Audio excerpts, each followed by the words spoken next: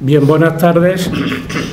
Comenzamos hoy un acto más del Club de la Constitución para conmemorar, como saben, el 40 aniversario de la Constitución vigente del 78 y el 10º aniversario, que también coincide, de constitución del Club, valga la redundancia, de la Constitución.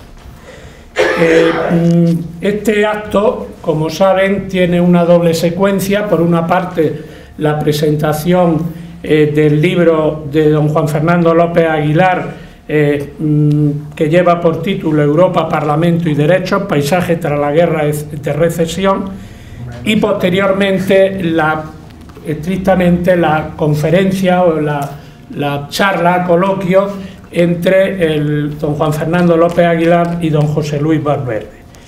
En principio, el acto de presentación del libro es una duración de cuarto de hora aproximadamente cada uno, para seguidamente iniciar la conferencia o la mesa redonda, y al final habrá el coloquio de las preguntas que surjan.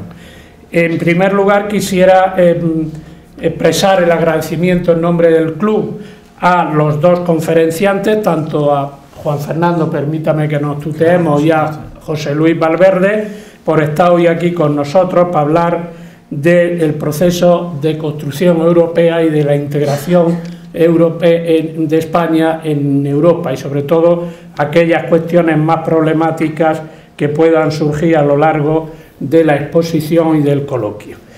Asimismo, quiero expresar que los miembros del Club de la Constitución y el propio presidente, don Carlos Ruiz Cosano, se incorporarán seguidamente, dado que ayer falleció uno de los socios fundacionales del club, don Juan Herrera, y el funeral era esta tarde a las 6, con la finalidad de no retrasar el acto mucho en tiempo, pues hemos decidido mantener la hora, y a lo largo de la exposición se irán incorporando.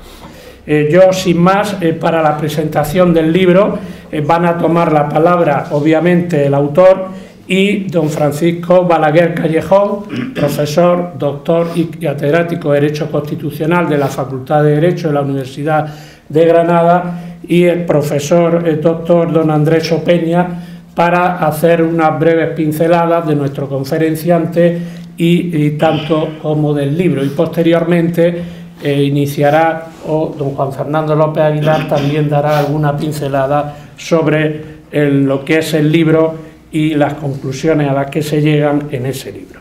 Yo, sin nada más, agradecer la presencia, en primer lugar, a todos ustedes aquí, y, como no, a nuestro amigo ya, el profesor don José Luis Pérez Serrabona, por la amabilidad que tiene de cedernos estas magníficas instalaciones donde nos encontramos como en nuestra casa. Gracias, José Luis. Tiene la palabra el profesor Andrés Opeña. Muy bien, muchas gracias. Un aviso previo. Ruego me disculpen todos aquellos a los que le he dado la explicación de que Gregorio Cámara no podía venir porque no sé qué, es lo que me contó. Acaba de desmentir. Y ahora resulta que me vuelvo y aparece, con lo cual he quedado como yo suelo quedar en estos casos, pero bueno, que lo siento. Bien, a pesar de que un presidente de gobierno afirmara en su momento, hace ya una temporada, lo siguiente: soy consciente de que exigimos sacrificio a los ciudadanos, pero somos cuidadosos de repartir las cargas de forma justa.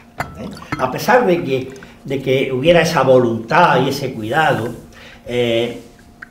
hasta el momento presente la cosa no ha salido exactamente como estas palabras parecían prever, ¿no? Ha habido como una descompensación, de manera que se ha dado una redistribución de la riqueza, y lo que llaman el poder, esta entidad que ya sea político, financiero, empresarial, ha resultado muy beneficiado, muy beneficiado, tras lo que se convino en llamar la crisis, y el resto de la población no le ha ido tan bien. Al resto de la población no le ha ido tan bien, es más, le ha ido bastante mal, ¿no? Yo estas cosas las sé, las deduzco yo, para no engañarme, de mis lecturas, ¿no? Yo, por ejemplo, he estado viendo mi colección de titulares de prensa y me he tenido un momentito en el año 2013. 3 noticias del año 2013.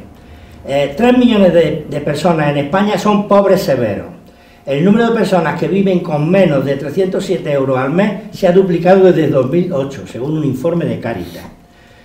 Otro titular: la pobreza infantil en España alcanza al 26,7% de los menores de 16 años.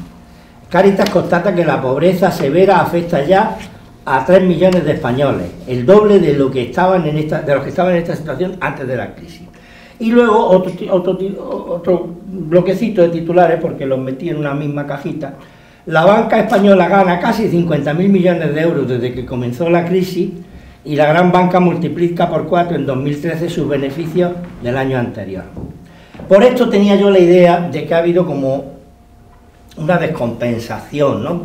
Ya en el 2013, pero luego me he pasado al año pasado, al inmediatamente anterior, nada de agotarles con el tal año, no, 2017. Titulares: 127.100 españoles se han hecho millonarios durante la crisis.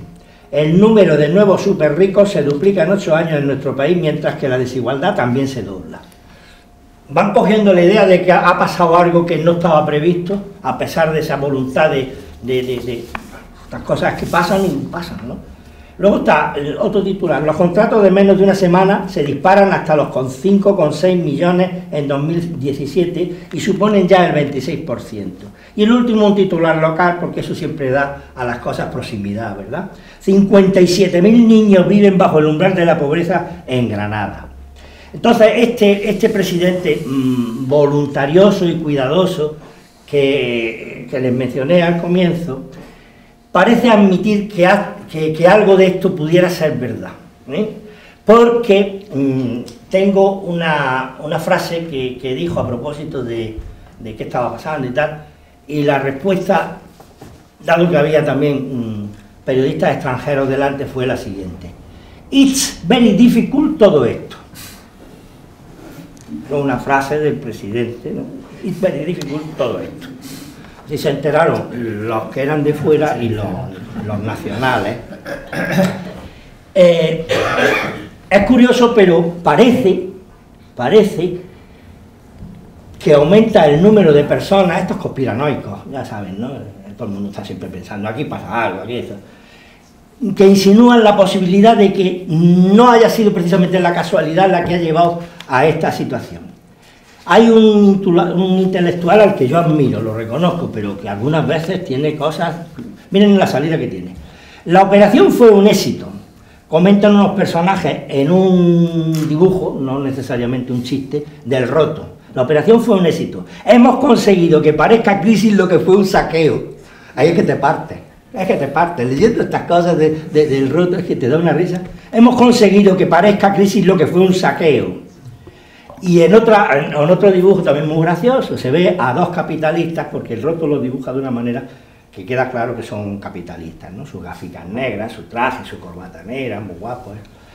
Están brindando con champán y dice: "Por otra crisis como esta". Están contentos ellos. De todos modos, por más que a la gente le preocupa el bolsillo, y hace bien en preocuparse de eso porque es muy importante, no es ni de lejos el problema el de la economía. Es un gran problema, pero no es el problema, artículo determinado. Lo peor es que en este camino nos están despojando, así como suena, de la ya de por sí endeble democracia que nos amparaba, y nos están volviendo a llevar a una situación política y social totalitaria. Yo me remito a que hay cosas que se dicen hoy y te cuestan un disgusto y no te lo costaban en el año 80, y eso te lo dice cualquier creador de cualquier ámbito de la cultura, ¿no? Así que hay quien ya piensa incluso que difuminar la democracia y despojar a los ciudadanos de su poder adquisitivo, de sus derechos, de sus libertades y de su dignidad, era la verdadera finalidad perseguida por el tema de los que montaron la crisis. ¿Que hay discrepancias? Estupendo, estupendo. De lo que no hay la menor duda, y que no la admite además, es que no está quedando títere con cabeza. No está quedando títere con cabeza. No hay ámbito, ni organismo, ni registro social o político que haya quedado indemne al acoso y derribo de la democracia. Estamos hablando, ya lo saben, ¿no? La salud, la educación, los derechos humanos y sociales, la cultura, la información, el urbanismo, la familia, el trabajo, el municipio, el sindicato. Una mala carcoma que nos haga. ¿Que los políticos son todos iguales? Pues no es cierto. Quiero decir que a pesar de esta pintura, pues los políticos no son todos iguales. Hasta ahí estamos de acuerdo y cualquiera puede apreciarlo. Yo soy el primero en admitirlo y cualquiera de ustedes sabe que no son iguales. Los hay corruptos y los hay que no lo son. Ojo, corruptos sea cual sea su orientación ideológica. A mí no me vendan ahora lo que no voy a comprar.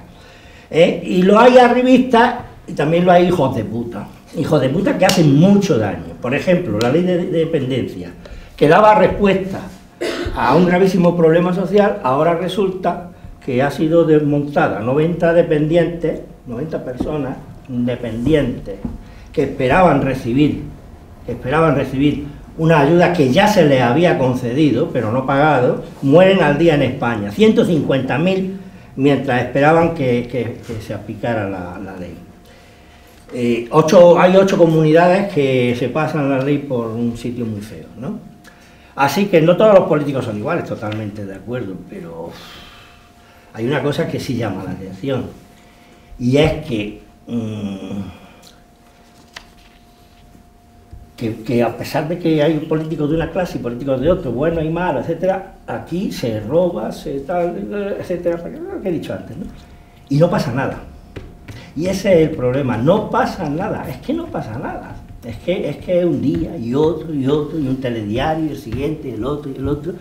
Lo que sí pasan son los años, de eso tengo yo buena cuenta, pero no pasa nada. ¿Por qué no pasa nada? Pues porque detrás hay un evidente proceso de coacción, de manipulación, de control de control de los medios, de control de muchas cosas, de miedo, hay muchas maneras.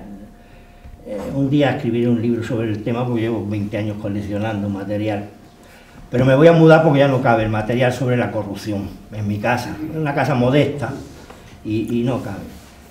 Les recuerdo otra imagen de el roto. Os bajaremos los sueldos, os quitaremos derechos, nos llevaremos la pasta y además nos votaréis. Eso es así, ¿eh? Eso queda muy gracioso y todo lo que quiera, pero eso es así. La gente vota a sus verdugos. Lo vemos todos los días, ¿no? La gente vota a sus verdugos. Otro chiste. El dinero no crece en los árboles. Pero este no es del roto, este es de una ministra. Esta es la respuesta que ha dado la ministra que se ocupa de las cosas de los militares después de comprometerse con la OTAN a aumentar hasta un 80% el gasto militar en los próximos 7 años, hasta rondar los 18.000 millones de euros. Y es la respuesta que le dio a los jubilados que le preguntaron que cómo es que hay 18.000 millones de euros, y entonces fue cuando le dijo, es que el dinero no crece en los árboles, que ahí es cuando cayeron los jubilados en la historia.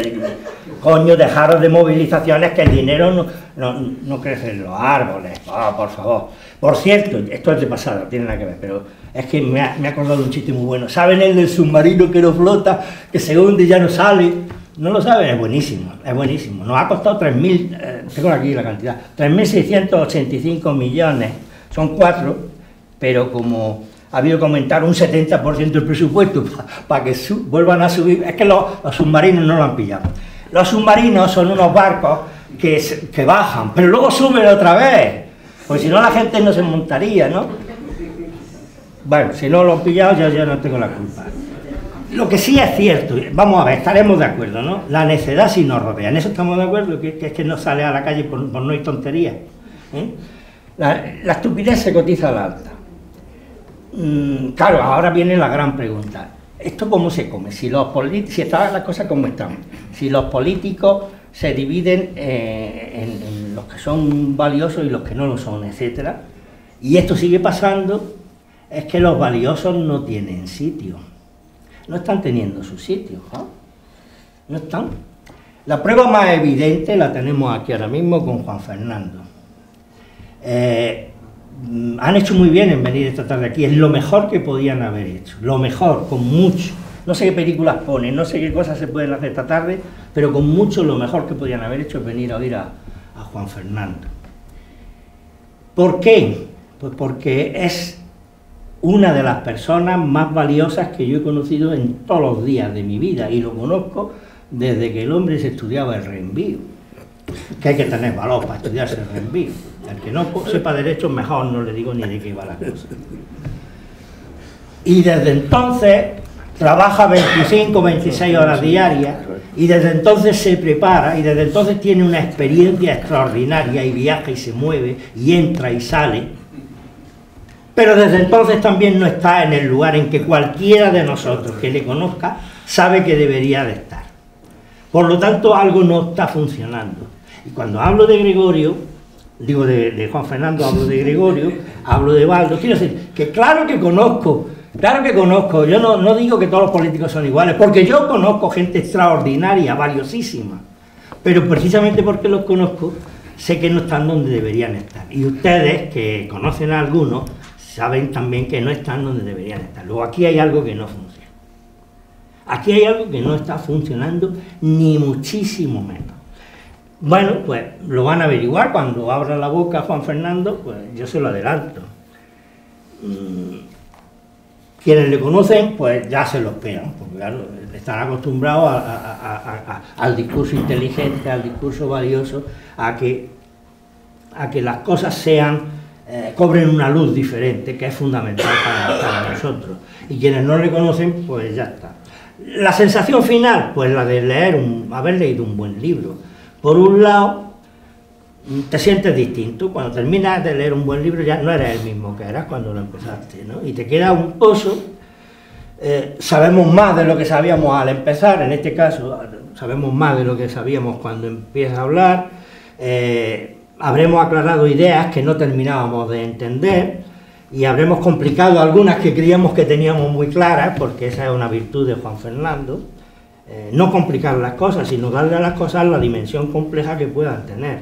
Y si es mucha, pues arreando. Y por supuesto también, no estaremos de acuerdo con algunas de las cosas que hayamos oído. ¿Y por qué va a pasar esto? Pues va a pasar esto porque ya saben que la palabra intelectual está muy mal vista, ¿no? Tiene un pozo casi de desprecio últimamente. Nadie dice yo soy un intelectual, o cuando habla de un fulanito y dice es un intelectual, dice ya te decía yo, y le das cosas. Pero no, Juan Fernando es un intelectual en el más noble sentido de la palabra, que uno desde el comienzo de los tiempos hasta nuestros días, que no cambia, no varía. Un intelectual es la persona que nos ayuda a mejor comprender el mundo. Y Juan Fernando nos ayuda a mejor comprender el mundo. ¿Cuál es el único problema? Nosotros, que no estamos del todo por la labor, que creemos que él y los que son como él nos van a sacar las castañas del fuego. Y no es así. Él nos ayuda, por eso son intelectuales. Él, Gregorio, Baldo y todos los que quieran contabilizar. José Luis Serrano, mi gran amigo del alma. Gente brillantísima. Yo no sé qué potra tengo yo tener amigos como los que tengo, pero mira que me lo paso como los indios con ellos. No sé por qué se dice lo de los indios, pero como la alternativa es como los enanos, tampoco sé por qué los enanos disfrutan más que los demás, pues lo dejamos, es peor, ¿verdad? Sí, es peor. Lo digo, lo que no podemos es esperar que todo lo haga Juan Fernando con su charla, con su historia. No, nosotros tenemos que hacer un poquito. Problema, que no es fácil, claro que no es fácil, ni es cómodo. Una cosa que hace él y que los demás tenemos que aprender, no que nos la haga él, sino que tenemos que aprender de él. Superar la apariencia con la que las cosas se presentan. Vamos a dejarnos ya de una lectura apresurada del periódico de turno, de un telediario mal parido y lleno de intereses, muchas veces espurios y que no hay manera de reconocer, ¿no? Tenemos que poner en cuestión nuestras creencias y modificarlas si es necesario, ¿eh? Tenemos que eliminar prejuicios profundamente asentados, pero lo digo de la persona más aparentemente liberal que quiera pasar por aquí, ¿eh? ¿Saben lo que pasa? Que no es fácil ni cómodo abandonar la seguridad, el calor y la compañía del rebaño. Bueno, pues no vayan a esperar que Juan Fernando sea un nuevo pastor. Juan Fernando no es un pastor de ningún rebaño. Al contrario, es el tío que corre a gorrazos al pastor por habernos hecho creer que era nuestro protector, nuestro guía, nuestro norte, etc. Pero ahí, cuando se va el pastor, nos quedamos solos, porque Juan Fernando ha venido hace un rato y se va dentro de otro, ¿no? Mañana, no, va a estar casi 20 y tantas horas. Así que, afortunadamente, para la causa de las personas que desean ser libres, o seguir siendo libres, yo no he visto a él jamás un signo de desfallecimiento ni de distracción. Ya les digo, es una suerte que Juan Fernando exista y que esta tarde esté aquí con nosotros. Muchas gracias.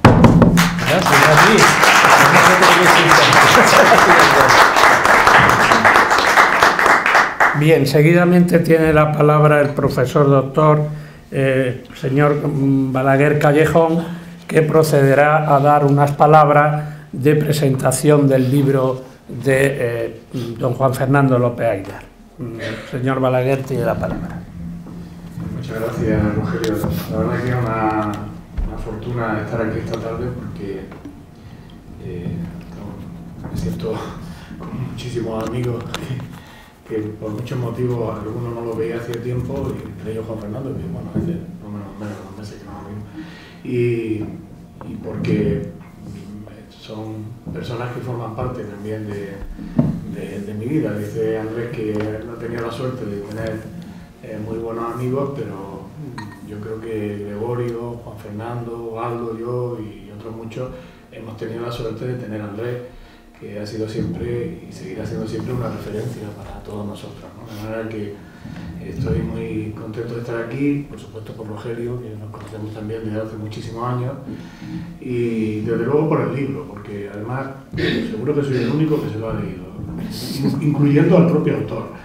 O sea, que lo habrá escrito, pero después seguro que ni se lo ha leído, como si lo hubiera, ¿no? Porque no tendrá tiempo ya, estará en otras batallas, conociéndolo, y estará en otras cosas, ¿no?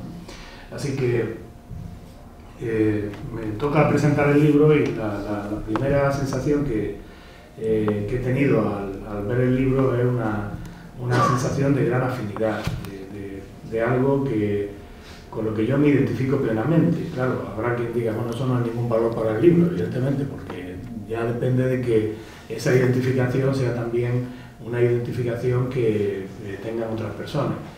Pero esa sensación de afinidad es una sensación extraña en parte, porque no están los tiempos para afinidades, vivimos en tiempos de grandes y artificiales debates, sobre todo a través de las redes sociales, pero en parte tiene un sentido y una explicación que quiero traer hoy aquí porque me parece que es procedente. Cuando leo algo de Juan Fernando, o leo algo de Gregorio, o de mi hermana María Luisa, o de Andrés, pues la verdad es que me siento a veces como si yo estuviera escribiendo eso, ¿no? Porque de alguna manera tenemos tal afinidad que es normal que lo lea como si fuera algo propio. Y creo que eso tiene relación también con nuestro maestro, ¿no? Con Juan José Ruiz Rico. Y hay que traerlo aquí hoy porque justamente en este año hace 25 años que nos dejó, y me parece que es un momento muy hermoso para recordarlo. Con Juan Fernando aquí, que fue ministro de Justicia, que ahora fue presidente de la Comisión de Libertades, un brillante eurodiputado, con Gregorio, que es diputado en el Parlamento Nacional, en fin, otras personas que se han dedicado a la política, como Aldo, mi hermana de magistrada del Tribunal Constitucional. En definitiva, toda una escuela que él formó y en la que realmente las personas que nos integramos en esa escuela, pues nos sentimos todavía como hermanos, porque esa es la verdad. Hay un sentimiento de afinidad y de fraternidad extraordinario. Esa es la primera sensación del libro. La segunda sensación es la de un libro que tiene un gran, bueno, ahora se dice valor añadido, que que no es una palabra que a mí me gusta mucho, ¿no? Pero tiene un gran valor por una circunstancia muy específica, y es que el libro no es el libro de una persona, es el libro de varias personas. Es decir, que Juan Fernando no escribe este libro solo como catedrático de Derecho Constitucional, pero es también un libro de un catedrático de Derecho Constitucional, de un catedrático Jean Monnet de Derecho Europeo, y eso se ve claramente en aquella parte más científica del libro, donde hay sus notas a pie de página, incluso nos cita a Gregorio y a mí en varias ocasiones, lo cual pues siempre es de agradecer. Hay, digamos, un discurso que es un discurso muy académico y muy científico. Bueno, toda la parte que seguro que a nosotros le interesará, derecho penal, del espacio de seguridad, del espacio de justicia, toda la parte, incluyendo que todavía no estaba formado, que se ha formado con la cooperación reforzada, el fiscal europeo, pero está ahí adelantado porque el libro se publicó antes de que se formalizara la cooperación reforzada para el fiscal europeo. Digamos, toda esa parte es una parte de una densidad conceptual extraordinaria. Realmente hay que decir que valiosísima y es un libro de sí mismo, ¿no? Luego hay otra parte que es la parte del político práctico, que ha estado en puestos muy relevantes, porque se ve, así que fue presidente de la Comisión de Libertades del Parlamento Europeo, y ahí pues hay una trayectoria extraordinaria, desde la visa humanitaria hasta muchas acciones que él ha tomado y muchas propuestas que ha realizado en el seno de esa comisión, que ha realizado en el siguiente periodo de mandato, y eso se evidencia claramente también en el valor que tiene el libro. Hay una información que realmente es muy recomendable para quien tenga interés en Europa y en la Unión Europea. Bueno, debo decir que todos nosotros, digamos, todo el grupo nuestro de discípulos de Juan José, pues somos federalistas europeos, ¿no? Creemos que tiene que haber un Estado federal europeo, que tiene que construirse Europa a partir de una federación democrática y social, y en esa idea pues tiene naturalmente el libro en esa tensión política de alguien que desde el plano de responsabilidades extraordinarias que ha tenido ya como ministro de Justicia, porque también, digamos, toda esta parte está vertebrada también por su trabajo previo como ministro de Justicia y posteriormente en el Parlamento Europeo. Y ahí se ve pues, realmente un material de un valor extraordinario, porque es de una persona que no solo ha sido testigo, sino que él mismo, como dice Andrés, pues ha participado muy activamente en actuaciones que han cambiado o han intentado cambiar la deriva, a veces triste y desde luego un tanto penosa de los últimos años después de la crisis de la Unión Europea. Así que hay, digamos, hay otro autor que a mí me parece especialmente relevante, que le da un valor igualmente extraordinario al libro. Y luego está una tercera faceta, que es la faceta del político activo, no ya desde posiciones institucionales, pero digamos del que, como decía Andrés, nos hace comprender el mundo. En este caso nos hace comprender la Unión Europea, nos hace comprender los problemas que existen en la Unión Europea actualmente, y por tanto nos hace ver desde una perspectiva privilegiada por su entidad intelectual, por su capacidad intelectual, cuáles son los problemas nucleares que tiene ahora mismo Europa después de esta gran recesión, y intentar también, lógicamente, a partir de ahí, aportar propuestas, porque no se limita a exponer los problemas. No es un libro que simplemente señale un paisaje, que ciertamente es un paisaje pues, triste, depresivo, un paisaje, es verdad que estamos saliendo de la crisis, ¿no? Yo cada vez que veo en televisión o leo el periódico y veo que hemos subido el 3,1%, me pongo muy contento. Luego miro mi nómina y ya, digamos que quizá ahí la cosa está un poco más equilibrada, ¿no? Porque no veo a mi alrededor y veo que quizás tampoco, en fin, pero es cierto que ese subidón te da, ¿no? Cada vez que dice nuestro país ha subido un 3,5%, un 3,1%, un 3%, en fin, hemos bajado el déficit, hoy mismo salía ya la noticia, al 3,07%, pues perfecto, la verdad que es cuando menos una cosa positiva para el conjunto. Luego ya habrá que ir viendo cómo se distribuyen los beneficios, como antes se distribuyeron las cargas, pero de momento es algo extraordinariamente positivo. Y es lo que hace plantear propuestas alternativas, no limitarse simplemente a señalar los problemas, sino plantear alternativas. Alternativas que tienen una gran densidad, porque a veces son cuestiones coyunturales, por ejemplo el Brexit, por ejemplo la cuestión de del problema de Polonia, de la involución democrática en Polonia o de la involución democrática en Hungría. Dedica muchas páginas a la cuestión de los refugiados, a la propuesta de la visa humanitaria que ha planteado en Europa. En definitiva, hay cuestiones de actualidad, pero detrás de esas cuestiones de actualidad hay una explicación, hay una visión del mundo, hay una comprensión de Europa que a mí me produce cierta melancolía, lo que decía Andrés al final de su intervención, porque claro, uno ve, salvando naturalmente políticos como Gregorio, que está aquí hoy, que es otra de las personas cuya participación política inevitablemente me genera también esa melancolía, porque veo que personas valiosísimas, que son los intelectuales que en otro momento histórico estarían hoy sin duda ocupando, no digo que no tengan posiciones relevantes, que las tienen, ¿no?, pero posiciones mucho más relevantes de las que tienen en la política. Y sin embargo vivimos en una sociedad en la que difícilmente se puede decir que sean cuestiones coyunturales. Yo creo que no son problemas simplemente de pasajeros que vayan a mejorar en los próximos años. Son problemas estructurales, son problemas que se han configurado en gran medida también en los últimos años, especialmente a partir de esta sociedad líquida de la que habla Zygmunt Bauman, de esta sociedad que se está poco a poco diluyendo y que de alguna manera también en el espacio público se está diluyendo a través de las redes sociales. Pero claro, decía Andrés, tiene razón, tenemos aquí excelentes intelectuales que podrían aportar un discurso racional, un discurso reflexivo, una visión del mundo que enriquecería a sus propios partidos y al conjunto de la política. Pero me da la impresión de que no es eso lo que hoy se quiere en la política. Lo que se quiere en la política hoy es más bien el discurso inmediato, irreflexivo, puramente voluntarista, agresivo, que al final se traduce en los planteamientos que hay en las redes sociales, y que cuanto peor son los políticos, más posibilidades tienen de triunfar en ese contexto de espacio público, porque llegan más a la gente. La ciudadanía ve mucho mejor a aquellos políticos que se equivocan continuamente, que no tienen gran idea en realidad de lo que están hablando, que tienen que reiterar los mensajes corrigiendo lo que han dicho previamente, porque en realidad no tienen una gran formación ni tienen una gran capacidad para proyectar el futuro de una sociedad.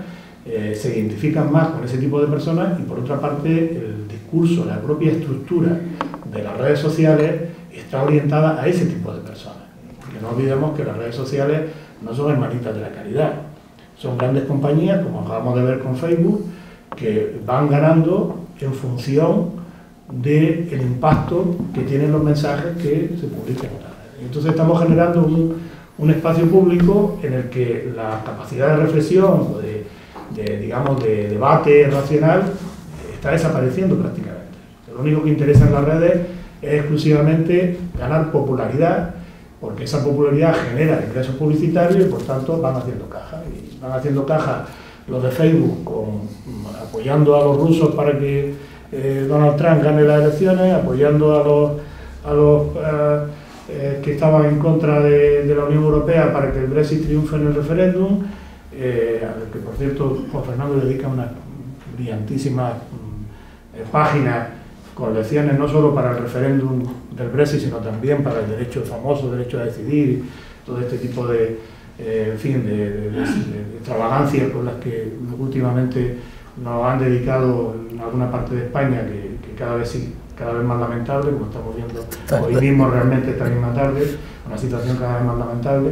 Por tanto, lo que se pretende en definitiva es estas grandes empresas que monopolizan las plataformas digitales, ganan dinero cuando gana Trump y genera inestabilidad, cuando gana el Brexit y genera inestabilidad, porque todo eso genera a su vez mucho más movimiento en las redes que si hubiera un discurso racional, un discurso tranquilo, un discurso sosegado, un espacio público donde realmente se pudiera hablar y se pudiera proyectar el futuro. Pero claro, eso está teniendo unos inconvenientes terribles, y aquí es donde yo realmente, porque Juan Fernando es muy analítico en los problemas, pero fruto de su carácter y de su condición, pues, muy optimista, siempre ha sido optimista, siempre ha tenido esa, que además es lógico, porque otra cosa que tengo que decir que me molesta extraordinariamente es lo joven que está. Yo no entiendo por qué nosotros, Gregorio, Andrés y yo, estamos cada vez peor, cada vez más, en fin, francamente, con un aspecto cada vez más lamentable, dicho sea sin ánimo de defenderlo a vosotros, pues menos mal. básicamente por mí, digo básicamente por mí, mientras este hombre, pues, prácticamente que no pasa el baño, yo no sé qué es lo que hace. Bueno, pues tiene ese optimismo, esa vitalidad, y realmente el libro es un libro esperanzado, o sea, esperanzado en esa voluntad que él siempre ha tenido, esa convicción de que se pueden cambiar las cosas luchando, trabajando y pensando, reflexionando y aportando propuestas. Yo soy un poco más optimista, más pesimista, ya digo, porque aunque soy un federalista europeo, creo que Europa debería orientarse necesariamente hacia una estructura federal si queremos, en el contexto de la globalización, sobrevivir, simplemente sobrevivir. No pienso ya en que consigamos mantener el nivel de libertades o de derechos que hemos tenido en el cuadro del Estado Nacional, pienso simplemente que la única manera que tenemos de sobrevivir ahora mismo es en Europa, no hay otra alternativa. Pero también veo que efectivamente el debate, esto que él llama la antipolítica en el libro, en realidad no es solo la antipolítica, es la disolución de la política.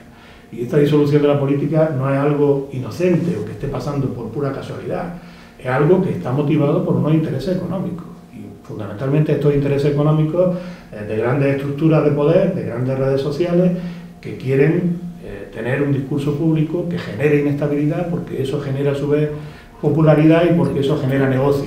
No hablemos ya, por supuesto, de los algoritmos en los cuales nos van definiendo en cada momento cuál es nuestras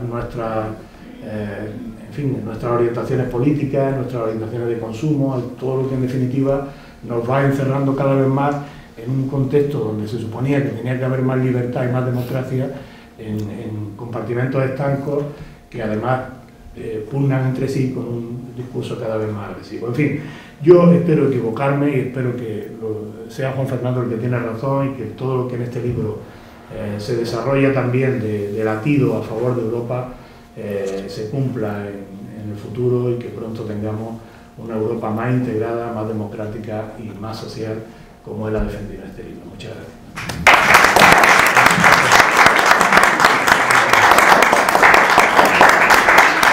Gracias, Paco, por tus palabras, y ahora ya pues directamente tiene la palabra el autor del libro, Juan Fernando López Aguilar. Muchísimas gracias, Rogelio, gracias, Andrés, gracias, Paco. Vuelvo a Granada como un gato deslumbrado, maravillado siempre por la luz, por el paisaje, por el paisanaje y embargado siempre por la emoción del regalo de su amistad. Veo en este encuentro, en este salón egregio del Bartolo, en el que nos brinda su hospitalidad el rector Evita, el rector vitalicio José Luis Pérez Serrabona, gracias de veras por estar aquí. Veo caras amigas, las reconozco, me reconozco en ellas y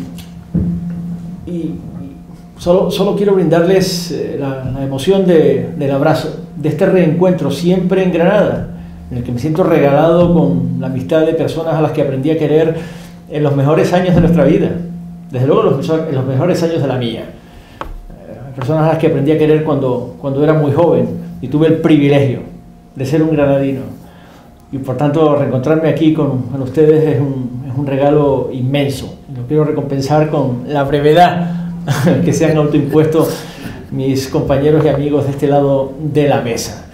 En este libro, efectivamente, en esta tarde preciosa en que arranca la primavera que presento ante ustedes, se condensan dos pasiones: la pasión del constitucionalismo y la pasión del europeísmo.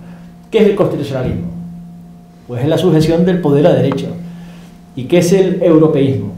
Es una voluntad de trascender lo local, lo constrictivo del espacio público nacional para intentar construir una acción globalmente relevante en nuestra escala regional.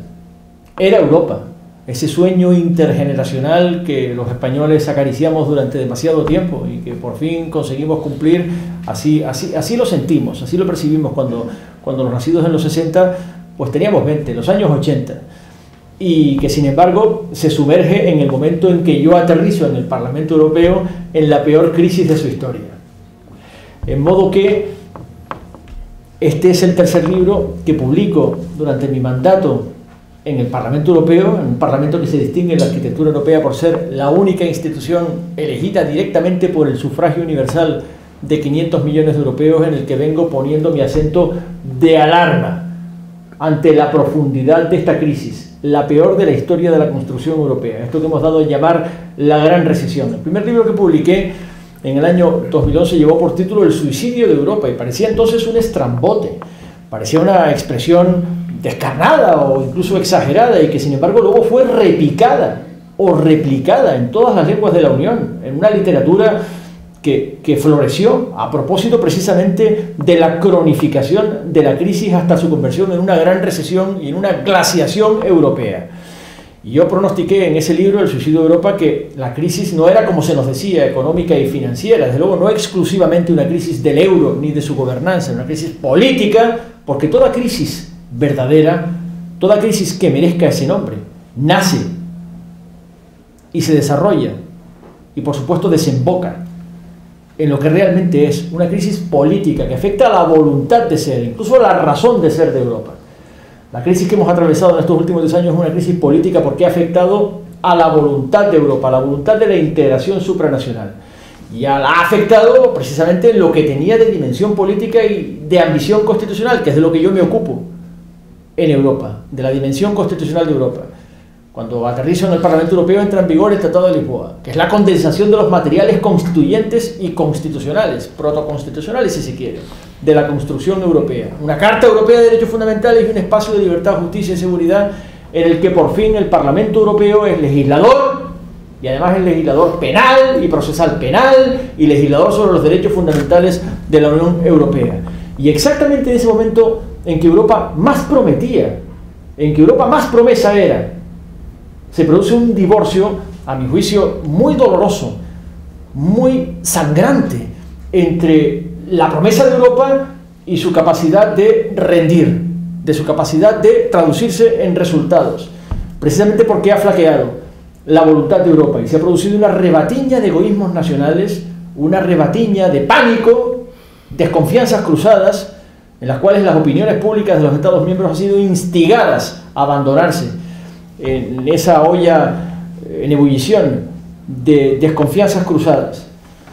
Y así hemos visto una Europa que se dividió de norte a sur, de este a oeste, ganadores y perdedores, países acreedores y países endeudados, en modo que el paisaje detrás de la gran recesión delinea un contraste entre la promesa de Europa, su retórica, lo que Europa dice ser y lo que Europa hace. Y en política uno es lo que hace, no lo que dice ser. Nadie en política, como en la vida, es lo que uno dice que es, sino lo que uno ha hecho en la vida, lo que uno hace, cómo uno se comporta. Y nos encontramos con que ese espacio de libertad, justicia y seguridad que ordenaba que Europa tuviese una gestión común de las fronteras exteriores, asegurase la libre circulación de personas, porque esa era la libertad más preciada de la construcción europea. Sin duda ninguna, en el acquis communautaire, ¿qué apreciamos más? La libre circulación de personas. Era para nosotros lo más importante. Y hemos visto cómo en la legislatura anterior, en que tuve el privilegio de presidir la Comisión de Libertad y Justicia Interior como comisión legislativa, legislamos un así llamado paquete Schengen, un así llamado paquete de asilo, que de alguna manera ya descrestaba la ambición proclamada de la entrada en vigor del espacio de libertad, justicia y seguridad. Pero a lo largo de la crisis, en la medida en que su gestión se iba cronificando a peor, lo que ha sucedido es que los Estados miembros han empezado a incumplir clamorosamente el derecho europeo legislado. Y la Comisión ha comenzado a degradar el propio aquí, en modo que las iniciativas de este segundo mandato, dominado por la gran recesión, han sido iniciativas destinadas a decolorar, degradar, de alguna manera reducir la estatura de lo conseguido, de lo legislado hasta el momento. En modo que el paquete de asilo y el paquete de Schengen en estos momentos están siendo revisados a la baja. Y por tanto el ambiente de regresión en materia de derechos y libertades ha ido dominando el paisaje legislativo. Y además nos hemos ido enfrentando, como consecuencia de este pánico que ha dominado sobre todo al Consejo, que es el órgano en el que se integran los gobiernos de los Estados miembros, a un crecimiento de toda una serie de pulsiones antieuropeas, netamente antieuropeas. Nacionalismo reaccionario, populismo, la fusión de ambos, que es nacional-populismo, rabiosamente antieuropeo, y como corolario una rampa de eurofobia que ha ido creciendo en presencia electoral en sucesivas elecciones consecutivas en los Estados miembros, pero que ya amenazó con hacerse más fuerte que nunca, más agresiva que nunca en las elecciones europeas de 2014. Y por tanto este libro es un aldabonazo en la conciencia, un aldabonazo en la conciencia de la necesidad de mantener la cara alta, responder en clave europea y europeísta frente a estas amenazas antieuropeas supuestas por el nacionalismo reaccionario, por el populismo y la eurofobia. Hay un análisis también de una expresión que ya se ha ido solidificando en el interior de la Unión Europea, de esta regresión, y que se ha hecho llamar democracia iliberal, cuyos ejemplos más notorios, más groseros, serían en estos momentos las derivas ultranacionalistas escoradas hacia la extrema derecha de Hungría y de Polonia, pero que tiene presencia también en el resto de los Estados miembros, de un modo u otro, con propuestas políticas que tienen presencia electoral en el resto de los Estados miembros. En el Parlamento Europeo pervive todavía una mayoría europeísta. En el Parlamento Europeo todavía hay una mayoría europeísta. Solo añadir, cada vez que hago esta consideración, hasta nueva orden, porque los antieuropeos no se han aquietado. Algunos celebran y repican campanas cada vez que una derrota electoral desmiente el pronóstico de que iban a ganar. Pero lo cierto es que si perdieron, no solamente no han mordido el polvo, sino que han olfateado la victoria porque la han visto cerca. Nunca habíamos visto a la extrema derecha tener en Austria el 47% de los votos como la vimos tener en las últimas presidenciales desde el derrumbamiento de la Alemania nazi y el Anschluss. Nunca habíamos visto la extrema derecha en Francia sumar el 40% de los votos. El primer Le Pen, Jean-Marie, se quedó en el 14% de los votos frente a la conglomeración de todo el voto contra Jean-Marie que supuso Chirac en aquel momento. Pero en esta segunda ocasión, Macron, perdonen que no me levante, obtuvo el 60% de los votos, mientras que Le Pen se quedó con Le Pen, la hija, con un 40% de los votos, la extrema derecha francesa. La derecha antieuropea ha ganado en Italia. Mayoría absoluta en votos y en escaños. En Italia, país fundador de la Unión Europea. En Finlandia, un ejemplo muy notorio, un partido que se hace llamar Auténticos Finlandeses,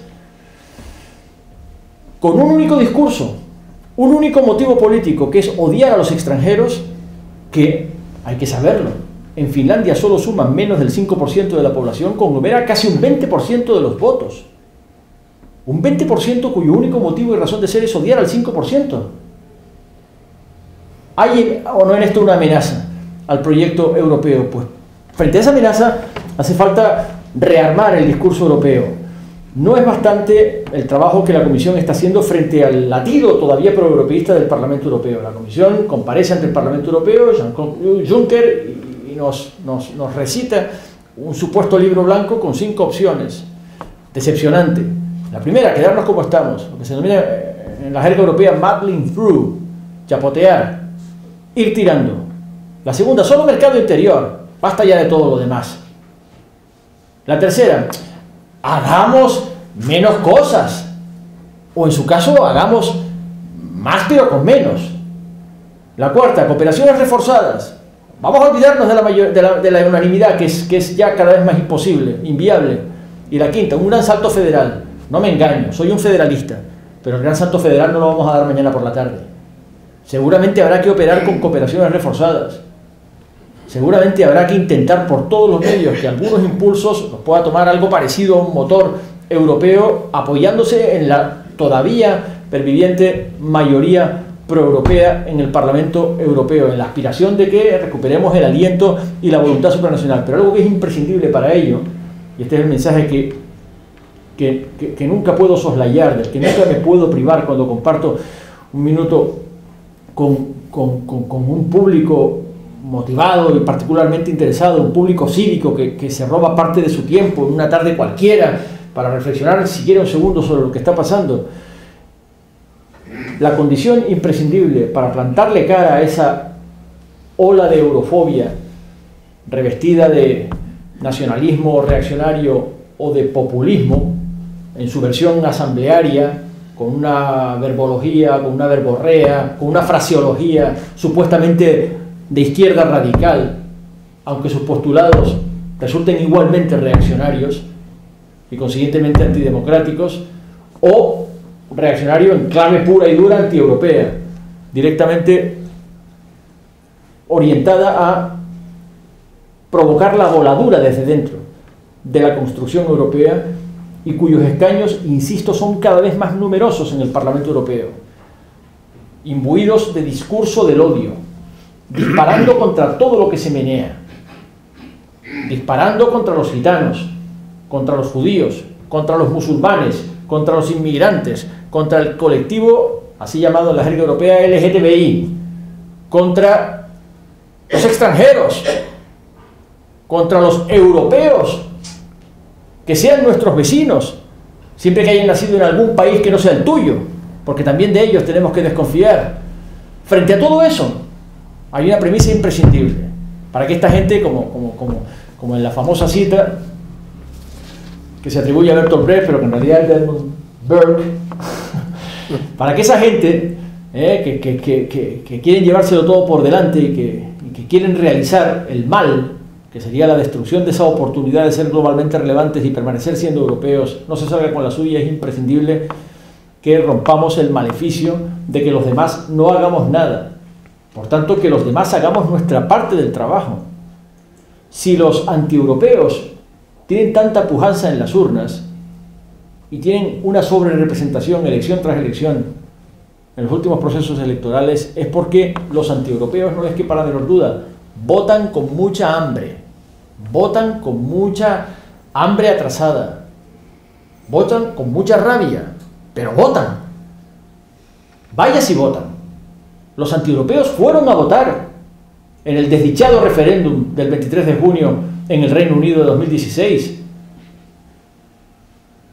Ese referéndum malhadado que el incompetente David Cameron convocó, cometiendo el error de libro de pensar que podía aplacar a la extrema derecha nacionalista abrazando sus banderas. Error de libro del que no está exenta tampoco la socialdemocracia en Europa. Ese referéndum lo ganó la anti-Europa porque la anti-Europa fue a votar con muchas ganas, con mucho apetito, con mucho instinto de sangre, excitada por el olor de la sangre, de la voladura de la construcción europea. Mientras que los europeístas, que podrían haberlo evitado, no fueron a votarlo bastante. Y al día siguiente, sin duda ninguna, porque hay asociaciones constituidas y a todas las hemos recibido en el Parlamento Europeo, al día siguiente los británicos proeuropeos tocaron a las puertas del Parlamento Europeo y se preguntaron: ¿How did it happen? ¿Cómo sucedió? No esperábamos que pasara. Y la respuesta apela a su propia responsabilidad. Sucedió porque quizá tú no fuiste a votar con la misma fuerza con la que ellos fueron a votar, y no defendiste Europa con la misma energía con la que ellos la odiaban. Europa necesita abogados de su causa, primeros ministros que tengan el coraje y el cuajo de defender Europa. Y por tanto, también necesita ciudadanos que vayan a votar cuando las elecciones llegan en clave europea y europeísta. En las últimas elecciones europeas, en la mayor parte de los Estados miembros el porcentaje de participación fue del 20%. España, la franja muy alta, el 40%, un porcentaje penoso para lo que está en juego. Un parlamento legislador como nunca, que legisla sobre derechos fundamentales, un parlamento que condiciona, enmarca, determina la acción legislativa de los parlamentos de los Estados miembros. ¿Cuántos de aquí sabemos que en esta legislatura que arrastra los pies, legislatura nacional, que arrastra los pies en el Congreso de los Diputados, con una acción legislativa de bajísimo perfil, más raquítica que nunca, Las únicas 8 leyes que se han aprobado hasta ahora son leyes que transponían legislación europea. Las únicas leyes que se han aprobado en esta legislatura que arrastran los pies son leyes de transposición de legislación europea. En este Parlamento tan determinante lo vota el 20% de la gente que tiene derecho a votarlo, el 30% de la gente. Eso tiene una consecuencia política, que es la sobrerepresentación de la anti-Europa, no les quepa la menor duda. Pero plantea también, ahí sí, un déficit de legitimación democrática de Europa que echamos de menos, de la Europa que nos hace falta. Y este libro, que denuncia todos estos males que deben ser combatidos, es una apelación a la recuperación, al relanzamiento del aliento europeo, del fuelle europeo, de la voluntad de Europa, de la voluntad de integración supranacional. Por eso es una fusión de estas dos pasiones, europeísmo y constitucionalismo. Y termino diciendo que si algo ha habido en el plano teórico, en el plano intelectual, que permanece como pozo, sabor de boca, de este deterioro del espíritu europeo que resulta del pésimo manejo de la crisis que la cronificó en glaciación europea, en gran recesión, es que ahora podemos hablar de esto sin que nadie nos acuse de euroescépticos. Somos eurocríticos, sí, de este estado de cosas, pero somos eurocríticos por europeísmo, de puro europeísmo de corazón, ganas altereuropeístas, ganas de restablecer el nervio europeo, de modo que de la gran glaciación venga de nuevo una primavera estupenda, como esta preciosa que me ha dejado, insisto, como gato deslumbrado en cuanto bajé del avión con mi viejo amigo Gregorio Cámara. Muchísimas gracias por estar aquí, gracias por su atención. Gracias.